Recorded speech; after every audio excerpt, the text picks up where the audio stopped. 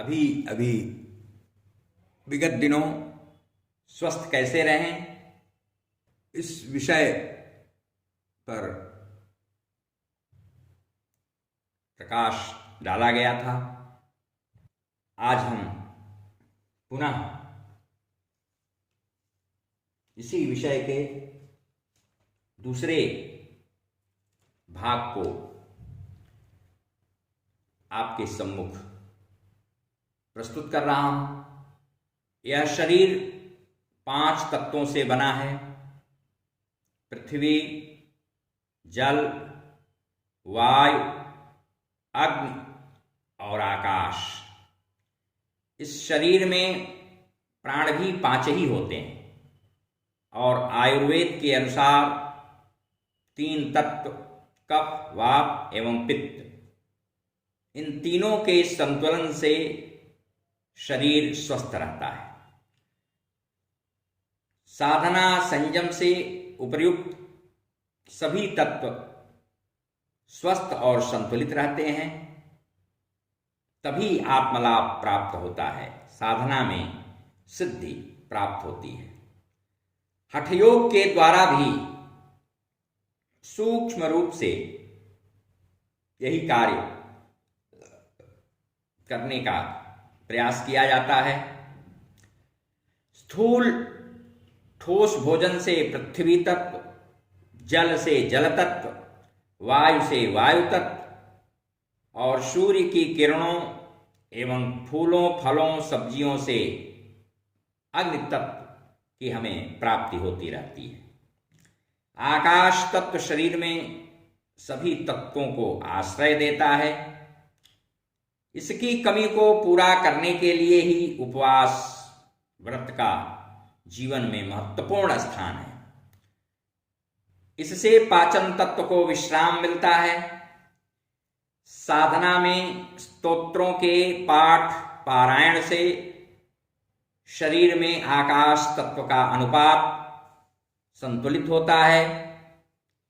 इसलिए पाठ सुच्चार वाचिक और सुस्पष्ट किया जाना चाहिए, मंथर गति से।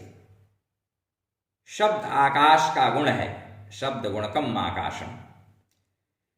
स्वस्थ शरीर है, सूर्य की किरणें परमोपयोगी होती हैं। यह शरीर के पृष्ठ प्रदेश पर सीधे पड़नी चाहिए। सौम्य किरणों में धूप स्नान स्वास्थ्यप्रद होता है।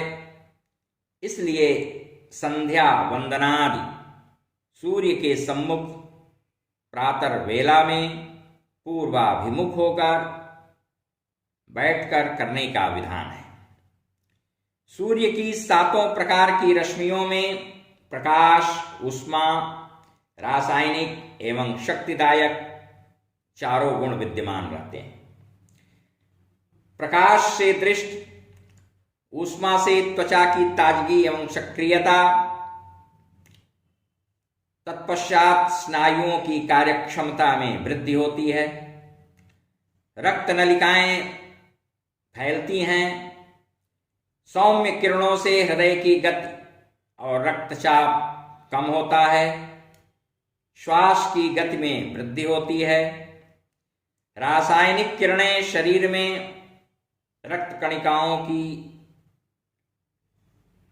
लालिका की वृद्धि करती हैं। तदनंतर बालों को पाचन क्रिया को पुष्ट करती हैं।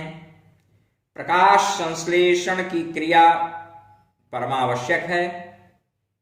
इसलिए नित्य सवेरे धूप स्नान करना ही करना चाहिए।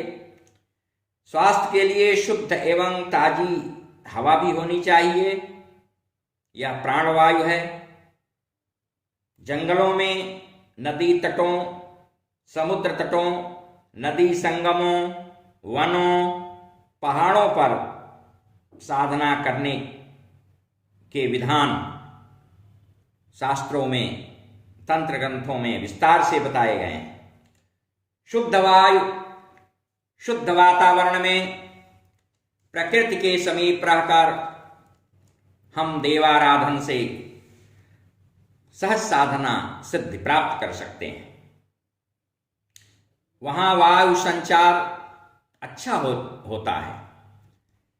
शरीर का अधिकांश भाग जलमय है।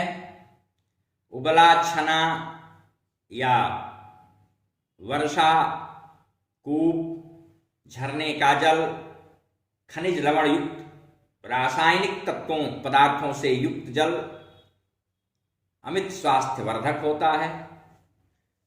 भोजन के कुछ समय पश्चात घूंट घूंट पिया गया जल सुपाच्य होता है। इसकी पूर्ति फल और सब्जियों से भी होती है। जल पी करके बाहर धूप में निकलने से कभी लू नहीं लगती।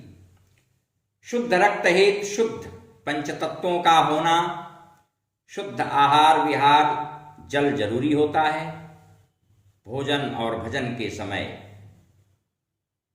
साधक को कभी भी बोलना नहीं चाहिए। अति सर्वत्र वर्जयेत्। अति का प्रत्येक जगह निषेध किया गया है। अजीर्ण भोजन भी विष बन जाता है, इसलिए अजीर्णम भोजनम विषम कहा गया है। इसलिए साधना में शुद्ध अल्प युक्ताहार विहार